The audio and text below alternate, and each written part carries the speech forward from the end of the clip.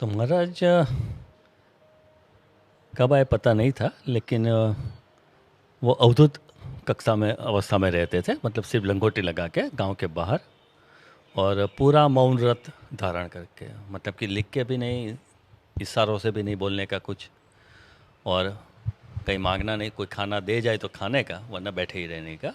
और ऐसा 12 साल किया था, तो लोग बोलते थे कि ये मौनी बाबा बैठे हैं, इसलिए लोगों ने फिर उसको कुटिया बना के दी और उधर रहते थे।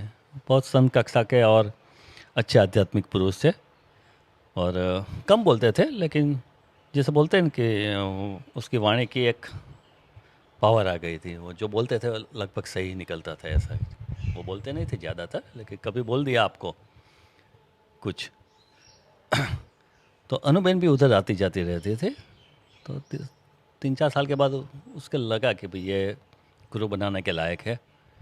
फिर उसने उसको मन ही मन गुरु माना, और उसके साथ ये निवेदन किया कि मुझे साध्वी बनना है। तो उसने बोला कि ये 3 जगह मैं रह चुका हूँ, आप देखो। तो अनुबेन को ये स्थल ज़्यादा पसंद आ गया है। और ये पूरा क्या पंचमहाल का बॉर्डरिंग एरिया है, ट्राइबल है सब। और जब अनुबेन आई 1978 सबसे पहले, तो यहाँ 100% पीपल वो खेती में व्यवसाय में थे और मजदूरी। तो सुबह माँ बाप 7-8 बजे चले जाए खेत में, और बच्चे पूरे दिन वो रोटी छोड़ के गई माँ तो खाते रहे, शहरी में घूमते रहे, हाँ, शाम को आने तक। तभी बहन को लगा कि चलो एक किंडरगार्टन शुरू करते हैं, कम से कम ये बच्चों को कुछ अच्छा खाना पीना मिल जाए, कुछ पढ़ाई मिल जाए। तो शुरुआत इससे हुई, आप मैं बता सकता हूँ। और वही बच्चों के आरोग्य की सुविधा के लिए हॉस्पिटल का बिजनेस, सबसे पहले तो क्लिनिक का सुझाव था, उसके बाद अपने आप ही वो बढ़ते गई और हॉस्पिटल बन गई वो। तो उससे पहले मैं थोड़ा अनुबन के बारे में, वो बचपन से ही सोच रही थी कि शादी नहीं करनी है, साध्वी बनना है और भक्ति करना है। तो उस सिलसिले में वो बेलूर मठ, विवेकानंद में रामकृष्ण आश्रम में भी गई थी, और रामकृष्ण मिशन में वो साध्वी बनना चाहती थी। लेकिन वो सिर्फ 7 पास थी, इसीलिए उधर मना कर दिया कि कम से कम आपको ग्रेजुएट तो होना ही पड़े। तो फिर वापस आ गई। फिर ऐसे ही जीवन जी रही थी वो। और एक स्कूल में प्राइमरी शिक्षिका थी वो। वहाँ पर यह साणंद गांव है अहमदाबाद के पास, वो बाहर ये मौनी महाराज एक कुटी लगा कर बैठे थे। तो उसका आना जाना होता रहा थोड़ा, तो फिर उसको लगा कि ये अच्छे गुरु है। तो उसने मुनि महाराज को बताया कि आप मुझे शिष्या बना के मुझे संन्यास दे दो। तो गुरु महाराज ने बताया कि देख, संन्यास लेके फिर भी सोसाइटी पर निर्भर रहेगी तू, और मुफ्त का खाना तो खाना पड़ेगा।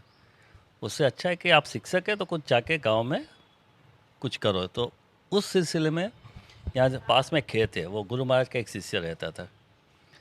तो उसने बताया कि मैं 2-3 जगह जाता हूँ कभी कभी, वहाँ पर शिक्षण की आवश्यकता है, तो आप जाके देख लो।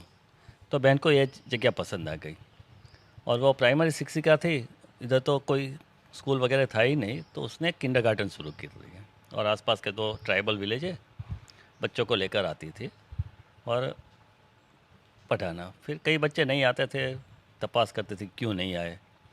तो पता चला कि वो बीमार है, कुछ दिक्कत है। तो उसने सोचा कि एक छोटा क्लिनिक हो जाए, कम से कम 1 वीक, तो बच्चों की कुछ देखभाल हो जाए। तो उसी सिलसिले में हम पहली बार मिलना हुआ था। उसी टाइम कोई डॉक्टर रखने का था, वो पैसा नहीं था उनके पास। तो बड़ौदा मेडिकल कॉलेज में वो आई थी, और इंटर्न्स को रिक्वेस्ट किया कि आप बच्चे लोग संडे को क्या करते हैं, घूमते फिरते, तो इधर आओ, तो मैं आपको आने जाने का किराया दे दूँगी। तो इसलिए इंटर्नशिप में हम आते थे। तो उसने इधर आके कोई ऐसा प्लान नहीं किया था कि मुझे ये करना है कि ये नहीं करना है। वो तो मैं अपने जीवन की उन्नति के लिए, भक्ति करने के लिए ये गुरुजी ने बताया, इसलिए कर्म कर दी थी। और आश्रम का पहले से अभिगम रहा है, जो नीड बेस आपके पास आता है जो, वही करते हैं। मॉड आफ्टर में न अनुभव ने सोचा था, न अभी भी सोचते कि हमको ये करना है या नहीं करना है। जैसे आसपास के लोगों से नीड बेस आती ही रहती है ज़रूरतें, तो उसी हिसाब से वो उसको बढ़ाती रही। हाँ जी, ऐसे तो मेरा एजुकेशन आईआईटी बम्बई में केमिकल इंजीनियरिंग में हुआ था। और अमेरिका में भी 31 ईयर्स मैंने डिपॉन्ट कंपनी में केमिकल इंजीनियरिंग में ही काम किया था। और लेकिन यहाँ आकर मैं जहाँ जहाँ ऐसा लगे कि मैं कंट्रीब्यूट कर सकूँगा, वहाँ मैंने कंट्रीब्यूशन करना कर रहा था। ये कह रहा था कि इनका परिवार, पूरा आश्रम ही उनका परिवार है। यहाँ अभी 15 से 2000 तक बच्चे यहाँ पढ़ाई करते हैं और हर बच्चा उनको पापा जी कह के बुलाते हैं। इनके लिए जब मैं सबसे पहले जब 2007 में जब आया था, तब मैं यहाँ ही बैठा था। यहाँ जो विक्रम भाई बैठे हैं उनके बाजू में बगल में मैं बैठा था। एक लड़की आ गई, वो हमारे परिवार मंदिर की एक अनाथ लड़की, और आकर इनको विक्रम भाई को कहा कि पापा जी आपके लिए मैं कैंडी लाया हूँ, कैंडी लीजिए। तो इन्होंने एक ली और उनको कहा कि दो दूसरी और बच्चियों को दे देना। तब मैंने सोचा कि विक्रम भी क्या शादी नहीं हुई तो उनको पापा जी क्यों कहते हैं। बाद में पता पड़ा कि यहाँ के सब लड़कियाँ, बच्चियाँ सब उनको पापा जी कहते हैं। इन्होंने, मैं कह रहा था कि 1981 से यहाँ जुड़ गए थे। पहले यहाँ आकर सेवा करते थे, मंथ में 1-2 टाइम आते थे अनु बहन के साथ में। बाद में इन्होंने यहाँ इनका जब पढ़ाई ख़त्म हुआ तभी अनु बहन ने उनको रिक्वेस्ट किया कि यहाँ मैं छोटी एक स्कूल चलाती हूँ, तो यहाँ बच्चों की देखभाल के लिए और यहाँ छोटा एक क्लिनिक शुरू करना चाहिए। लोगों को भी हेल्थ केयर की ज़रूर है। तभी इन्होंने सोचा, MBBS हो गए थे। बाद में उन्होंने सोच कर बाद में बताया कि ठीक है मैं यहाँ ज्वाइन कर देता हूँ। बाद में 1983 से, तो 2007 में मैं जब यहाँ आया, मेरे को बहुत अच्छा लगा यहाँ पर। आपने जैसे अनुभूति की वैसे ही मैंने अनुभूति की यहाँ पर, कि यहाँ के वाइब्रेशंस बहुत पॉजिटिव लगे। और मैंने सोचा कि अभी सेवाएं देनी है तो यहाँ ही की देनी है, यहाँ से और कहाँ कुछ आगे और कुछ देखने की ज़रूर नहीं है। बाद में अमेरिका वापस गया। वहाँ जाकर मैंने वहाँ मेरा सब रैप अप कर दिया, वहाँ से इस्तीफ़ा दे दिया और 2011 में मैं यहाँ आ गया। और तब से मैं यहाँ पर ही हूँ और छोटी मोटी जहाँ पर ज़रूर पड़े आश्रम को, वहाँ मैं सेवा देता रहता हूँ। वहाँ पर ये शुरुआत में मैं यहाँ HR मैनेजर था। बाद में EDP, इलेक्ट्रॉनिक डेटा प्रोसेसिंग, वहाँ पर मैंने देखभाल कर रहा था। बाद में वोकेशनल ट्रेनिंग सेंटर हम चलाते हैं, जहाँ अगल बगल से दूर दूर के देहाती गांव से बच्चे आते हैं और उनको यहाँ 4-6 मंथ्स के कोर्स देकर बाद में हम उनको एम्प्लॉयमेंट देते हैं। तो मैं वो उसकी देखभाल कर रहा था। अभी मैं यहाँ पर यूटिलिटी डिपार्टमेंट, मेंटेनेंस डिपार्टमेंट में पार्टिसिपेशन कर रहा हूँ। उनको मैं सिस्टम सेटअप करने के लिए मदद दे रहा हूँ। छोटे मोटे काम करता रहता हूँ। तो उसके जीवन कार्य में ये 4 मेजर ब्रांचेस शुरू हो गई: एजुकेशन के, हेल्थ केयर, सोशल सपोर्ट और सस्टेनेबल लाइफस्टाइल। और वो भी एक दूसरे से जुड़े हैं। जैसे मैंने बोला कि सोशल सपोर्ट में यहाँ हमारे यहाँ ऑर्फनेज चलता है, सीनियर सिटीजन होम है और home for mentally challenge women भी है। वो ऐसे ही एक बच्ची पुलिस को मिली थी अबेंडन। तो पुलिस ने बोला कि बहन आप 2-4 दिन रखो, जब तक हमारा केस सॉल्व ना हो जाए हम कहाँ रखेंगे पुलिस स्टेशन में। तो बहन ने बोला ठीक है ले जाओ। तो बच्ची आ गई तो बहन ने सोचा कि उसको दूध चाहिए, तो गाय लानी पड़ी। गाय को घास है तो थोड़ी ज़मीन लेके खेती बेती शुरू कर दी। तो इसी तरह नीड बेस्ड ही डेवलपमेंट हुआ है अभी तक का जो है। तो उसी सिलसिले में ये बढ़ता रहा। और मैंने जैसे बताया मेरी मुलाकात ये सिलसिले में कि वो उसको एक 1 वीक डॉक्टर चाहिए था। तो फिर हम आए तो फिर बड़े लोग भी आने लगे बच्चों की जगह। तो बहन ने सोचा कि ये क्लिनिक की तो ज़रूर है। तो उसने मुझे बताया कि जो तू आ जाए तो फिर इधर क्लिनिक चालू करते हैं। तो इंटर्नशिप के बाद में मैं ज्वाइन हो गया इधर। तो फिर सिर्फ क्लिनिक ही चालू किया था। 2-3 महीने हो तो मुझे लगा कि 2-3 बेड है तो मैं कुछ ज़्यादा कर सकूँ, कोई पेशेंट को एडमिट करना 1-2 दिन के लिए। तो ऐसे 2 बेड लगा लिए। तो ऐसे धीरे धीरे बढ़ते बढ़ते वो अभी का जो माहौल है, वो स्कूल में भी जैसे किंडरगार्टन में बच्चे पढ़ रहे थे, 6 साल के हो गए, अभी क्या करने का, तो प्राइमरी स्कूल बना दी। 7वीं के पास होने के बाद सेकेंडरी स्कूल बना दी। इधर भी हॉस्पिटल में 2 बेड 4 बेड, फिर सर्जरी चालू हुई, फिर ऑर्थोपेडिक हुआ, ऐसे ऐसे आसपास के लोगों की ज़रूरत के हिसाब से कोई हड्डी तोड़कर आया तो बहन बोले कि विक्रम भाई अपने यहाँ, तो मैंने बोला रेफ़र करने का और क्या, बड़ौदा। तो चलो ना हम ही शुरू करते हैं। तो इसी तरह से कैंसर का भी शुरू हुआ इधर। और सीनियर सिटीजन भी, एक बार एक अबेंडन वडील आया गए, घर से बेटे और पुत्र वधू ने मार के निकाल दिया था। तो रोता रोता है कि बहन मुझे रखो इधर, मैं कहाँ जाऊँ। तो बहन ने रखा 2-4 दिन, तो फिर उसमें से बीज हुआ कि भी चलो एक सीनियर सिटीजन होम बना देते हैं। तो अभी जो भी प्रकल्प चल रहे हैं ना, वो सब ऐसे ही अपने आप, उसमें से क्या है वो उसका आविर्भाव हुआ है। कोई भी प्रकल्प ऐसा नहीं है जो बहन ने चालू किया, मतलब सोच के, या तो बोर्ड ऑफ ट्रस्टी ने सोच के चालू किया। वो आसपास के लोग से वो जुड़े रहते हैं ना, तो उनकी समस्या बताते रहते हैं और उसके हिसाब से कुछ ना कुछ प्लानिंग करके उसकी समस्या कैसे हल करे, वो हिसाब से जो भी आज हो रहा है वो हो रहा है। तो डॉक्टर विक्रम जी और हेमंत जी के साथ में भगिनी मंदिर की तरफ हम जा रहे हैं। और भगिनी मंदिर के बारे में आप क्या बता रहे थे? वो मंद बुद्धि की बहनों का विभाग है, एडल्ट, 17 साल और उसके ऊपर के, और जिसका आईक्यू लेवल 55 और या कम है ऐसे। तो ये करीबन 100 बच्चियाँ हैं अभी, और एक्सपांसन चल रहा है क्योंकि ज़्यादा वेट लिस्ट भी है, तो दूसरी 100 की एडिशन कर रहे हैं हम अंदर। नाम बहुत सुंदर है, भगिनी मंदिर, आपने चयन किया था? देखें, नहीं अनुबंध ने किया। अच्छा, ये भगिनी मंदिर है जहाँ मंद बुद्धि की बहनें रहती है। अभी करीबन 100 बहनें हैं।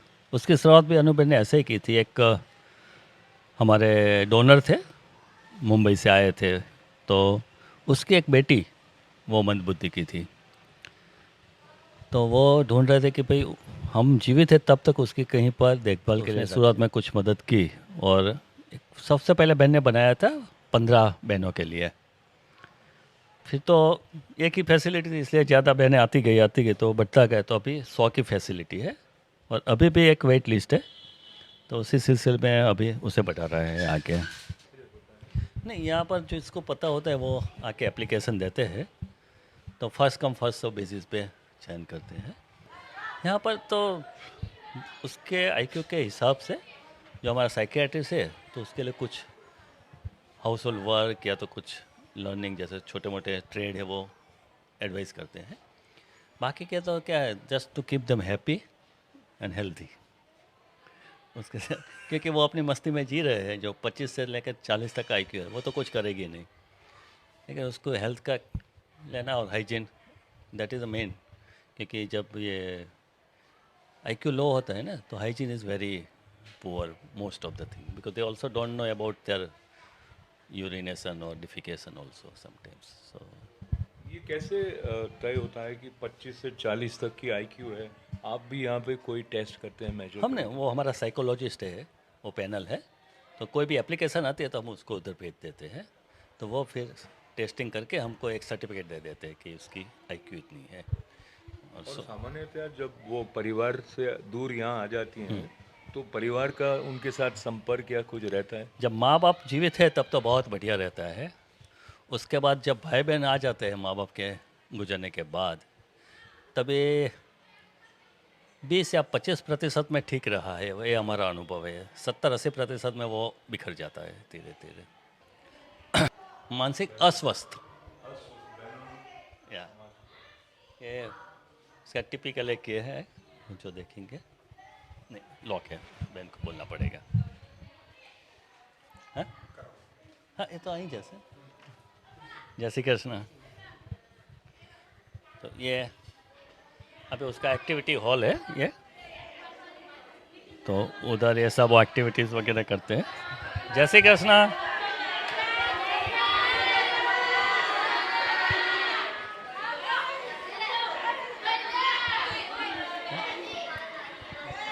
જમ્યા નથી, પાછો નાસ્તો.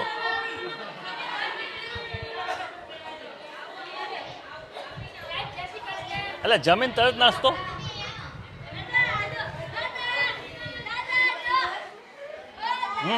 જોયો. જય શ્રી કૃષ્ણ. आई गया ना सरस. So as per advice of तो एक्सरसाइज में क्या दिक्कत होती है, तो इसलिए कोई काम ऐसा रहता है जिसमें मस्कुलर एक्टिविटी होती रहती है. फिर फिजियोथेरेपिस्ट आती है, वो जो चुने हुए हैं, उसको फिजियोथेरेपी की ज़रूरत होती है.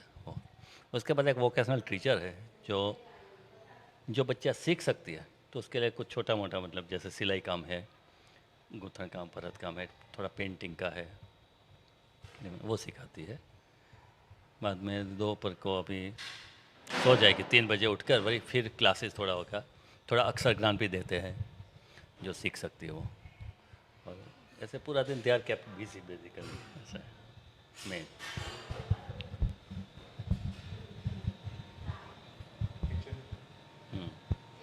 जैसे कैसे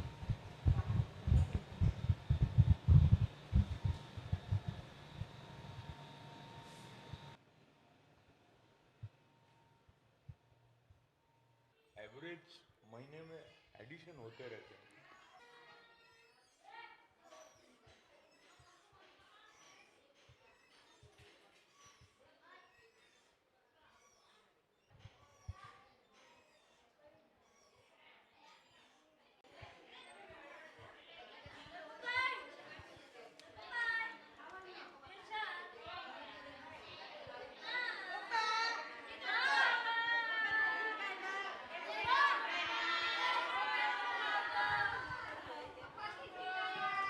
बूम करे छो. मेरे नाम प्रफुल्ला बेन है. ये मंदबुद्धि का विभाग है. हम इधर मंदबुद्धि लोग को भरत काम, गुथन काम, सेवन काम, उद्योग काम, उसको सब लेडीज़ के काम क्या आता है वो सब काम हम सिखाते हैं. घर में जैसे हम काम सिखाते हैं ऐसे इधर हम सिखाते हैं लड़की लोग को. नहीं, उनको बहुत अच्छा लगता है काम सीखने का. सब काम में वो रची पची रहती है लड़कियां लोग. उनको वो काम अच्छा कर लगता है काम सीखने का. तो आईक्यू लेवल इतना है कि वो ऐसा काम सीख सके. Some are brought outside raw and then painted by our sisters. Some are made here. So,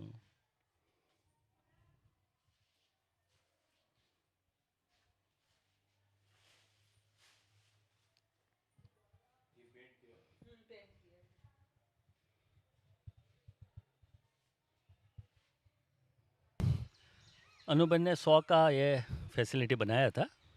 बाद में भी वो एप्लीकेशन आती रही, तो अभी काफ़ी वेटिंग लिस्ट है. तो इसलिए 3-4 साल पहले बोर्ड ऑफ ट्रस्ट ने सोचा कि उसको एक्सपांड किया जाए. तो अभी दूसरी 120 बच्चियाँ रह सके इतनी फैसिलिटी हम बना रहे हैं. तो कुल मिलाकर 220 हो जाएगी. ये कंप्लीट होने में काफ़ी करीबन 1.5-2 साल लग जाएगा, ऐसा हमारा मानना है. 1 साल का करीबन 35 से 40 हज़ार खर्च आता है. उसमें से 50 बच्चियों का गवर्नमेंट ऑफ गुजरात कुछ ग्रांट भी दे देती है. वो ग्रांट सालाना करीबन 12-13 लाख मिलकर, तो उनके हिसाब से. बाकी का खर्च संस्था, और 50 बच्चे ऐसी है जो बिन नॉन ग्रांटेड. ये जो पेड़ है इसका नाम बादाम बताया गया. इसमें कैसे फल आते हैं क्या इसमें? या जो उसमें ये छोटे करीबन 2 इंच चौड़े फल आते हैं, जिसको आप आलमंड बोलते हैं. ये बादाम नहीं है, लेकिन यहाँ पर गुजरात में उसे बादाम से जाना जाता है. तो बच्चे और पक्षी खाते हैं. उसके ऊपर का भी घर मीठा होता है, और उसके अंदर का जो फिर बीज निकलता है, उसमें से बादाम जैसा ही टेस्ट वाला एक निकलता है बीज. ये हमने लगाए थे, अनुबेन ने, मतलब कि ये शुरू हुआ जब भगिनी मंदिर, ये करीबन 96 में लगे हैं सब दरख्त. तो आपने 23 साल हो गया. आपने इन वृक्षों को बड़े होते देखा है, वो भी एक कैसा अनुभव रहा हो आपके लिए? वही सब यहाँ पर बहन आई तब एक भी वृक्ष नहीं था. अच्छा. Not a single. वो सब ने आके फिर लगाए, और धीरे धीरे अभी तो काफ़ी बड़े हो गए हैं.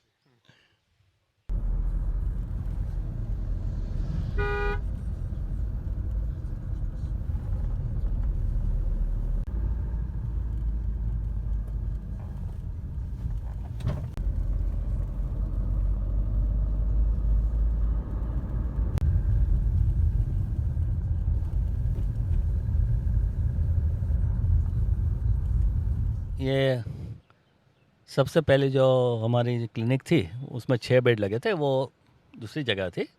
बाद में जिसको सही तरीके से हॉस्पिटल बोल सके, ये पहली बनी थी 1992 में। और ये उसका नाम हमने दिया था अक्षर पुरुषोत्तम आरोग्य मंदिर। तो क्योंकि जो प्रमुख स्वामी थे उसके षष्ठी पूर्ति महोत्सव में वाघोड़िया के जो उसके भक्त थे उनने 60,000 रुपये दिए थे उसी टाइम एक छोटा कमरा बनाने के लिए। और वो हॉस्पिटल की शुरुआत थी। और उन्होंने जिक्र किया था कि अक्षर पुरुषोत्तम आरोग्य मंदिर नाम रखो, तो मैंने वो रखा, वो नाम कायमी रखा। फिर सब जो डोनर भी आए उनको बताते कि भाई ये नाम है, आपका वार्ड वगैरह नाम मिलेगा लेकिन ये नाम तो रहेगा। तो सब हाँ भी, क्योंकि अच्छा भगवान का नाम है, कोई भी ना क्यों बोलेगा। ये जो अनुबेन ने प्लान किया बाद में 1998 में शुरू किया प्लान, और फंक्शनल हुई 2001 में। यह है जो कैंसर हॉस्पिटल का यूनिट 2001 में चालू हुआ, उसका प्रवेश है। और अनुबेन की इच्छा थी कि जो भी यहाँ प्रवेश करे वो गणपति के आशीर्वाद लेके जाए और उसकी स्वास्थ्य अच्छी हो जाए, ऐसी प्रार्थना करे। इसीलिए अनुबेन ने गणेश जी का स्थापन किया था। और यहाँ से जो उसका नाम कैलाश कैंसर हॉस्पिटल है, वो कैलाश नाम मुरारी बापू ने रखा था, क्योंकि मुरारी बापू ने यह हॉस्पिटल बनाने की जब शुरू में फंड की ज़रूरी थी तो उसने 2 कथाएं दी थी, एक लंदन और एक अमेरिका में। सो लंदन की कथा के बाद अनुबेन उनसे मिली और बोले कि बापू उसका नाम, क्योंकि आपका बहुत बड़ा कंट्रीब्यूशन है तो हम रखना चाहते हैं कोई मुरारी। तो उसने बोला नहीं, आप कैलाश रखो, कैलाश जो हमारा पर्वत है वो सबको शांति और शीतलता प्रदान करता है, तो आपके हॉस्पिटल भी सबको शांति शीतलता प्रदान करे ऐसा। तो इसलिए वो कैलाश नाम रखा है, वो अपने पर्वत के ऊपर से।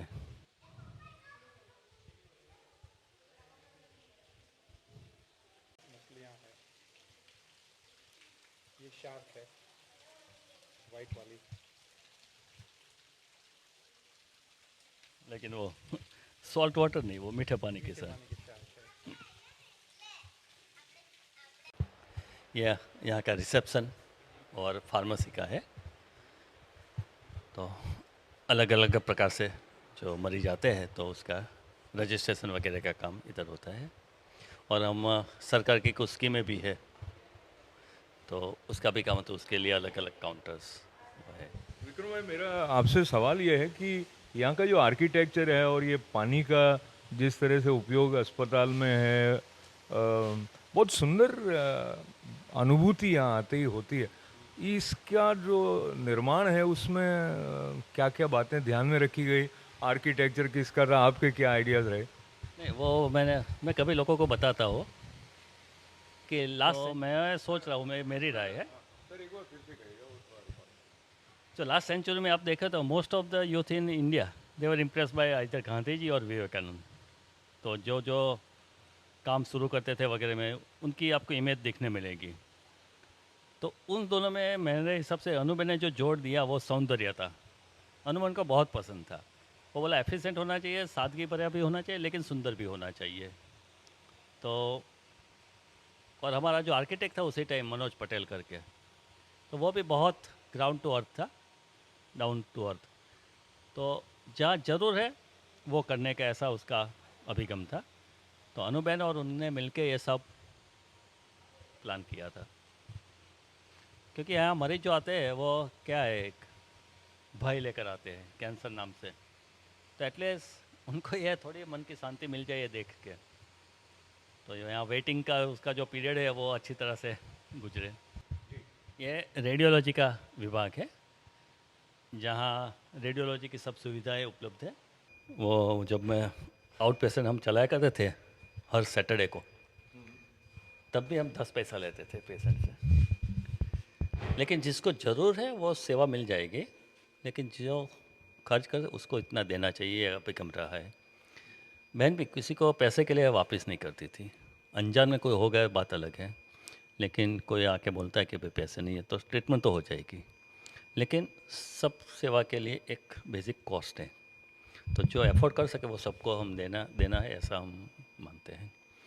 जो एफोर्ड नहीं कर सके उसको भी सेवा मिलनी चाहिए। चार्जिंग स्ट्रक्चर हमारा ऐसा है कि कोई भी अच्छी सुविधा वाली हॉस्पिटल है तो उससे करीबन 40-45% हमारा चार्ज रहता है।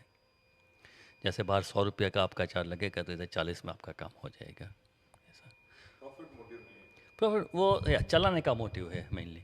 हमारे आप चार्जिंग स्ट्रक्चर जो बनाते हैं वो इसी तरह बना के वो रिकरिंग कॉस्ट मेंटेनेंस निकल आए और स्टाफिंग कॉस्ट, क्योंकि हम सोचते हैं कि जो इंस्ट्रूमेंट हमको मिला है वो तो डोनेशन से आता है मोस्ट ऑफ, तो डोनेशन हमको ऐसे ही मिल गया है तो वो इंस्ट्रूमेंट 7 से 10 साल तक चलेगा, लेकिन चलाना है उसे, उसका इंजीनियरिंग कॉस्ट आता है, मेंटेनेंस आता है, इलेक्ट्रिसिटी, स्टाफ, तो ये सब को जोड़ के एक लेवल तय करते हैं कि भाई ये, जैसे आप बताओ कि ये जो हमारा मेमोटोमो है वो 2.25 करोड़ का है, उसका बहुत ब्रेस्ट मेमोग्राफी हम करते हैं तो 1800 रुपये लेते हैं।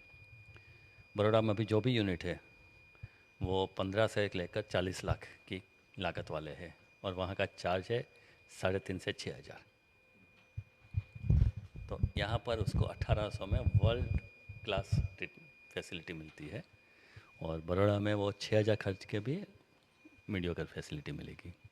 तो उसकी एटीट्यूड ऐसी रही थी कि जो भी करे वो at par with international standard होना चाहिए, वरना नहीं करेंगे हम कुछ भी। लोअर स्टैंडर्ड का हम करेंगे ही नहीं, या तो स्टैंडर्ड का तो करेंगे वरना छोड़ देंगे उसे। तो इस हिसाब से कैंसर हॉस्पिटल में भी आज देखें तो आप बोल सकते हैं कि भारत की जो पहली अच्छी 10 सेंट हॉस्पिटल ले लो कॉर्पोरेट को मिलाकर, तो either we are at par और बेटर। तो आपने जैसे बताया कि अनुभव ने कहा कि जो करना है तो इंटरनेशनल स्टैंडर्ड का करना है और नहीं तो नहीं करना, तो ये वाली जो भावना उनके अंदर आई ये, और इसको उन्होंने एग्जीक्यूट भी किया, इसके पीछे एजुकेशन नहीं है, कुछ और है। एजुकेशन वो वही तो जो जिसको हम फॉर्मल ऑर्थोडॉक्स एजुकेशन बोलते हैं वो, और एक जो सेवा भावना से कुछ करते हैं, तो सेवा भावना में उसको क्या, वी डिलीवर द बेस्ट, वो एक भावना थी, क्योंकि उसमें पैसों की गिनती नहीं होती है। पैसों की गिनती की जाए तो ये जैसे मैंने बताया ना, मेमोटोमो 2.25 करोड़ की लागत वाला अब 2000 में कर ही नहीं सकते, पॉसिबल ही नहीं है, और फिर लाएंगे भी नहीं। आप सोचेंगे कि चलो उसमें तो 10 मरीज का और अच्छा हो जाएगा, आप समझ रहे, 15 लाख का भी मिल रहा है तो वो भी ले लेंगे आप, लेकिन वो जस्टिफाई नहीं होगा। सो बहन ने क्या बोला कि तू कुछ भी कर विक्रम, एक बात याद रखना है कि तुझे या तेरे फैमिली को इसकी ज़रूरत पड़ी तो तू क्या करेगा। यहाँ पर जो साधन सामग्री या डॉक्टर है, तू उनसे ट्रीटमेंट लेने के लिए तैयार है तो वही इधर रखना।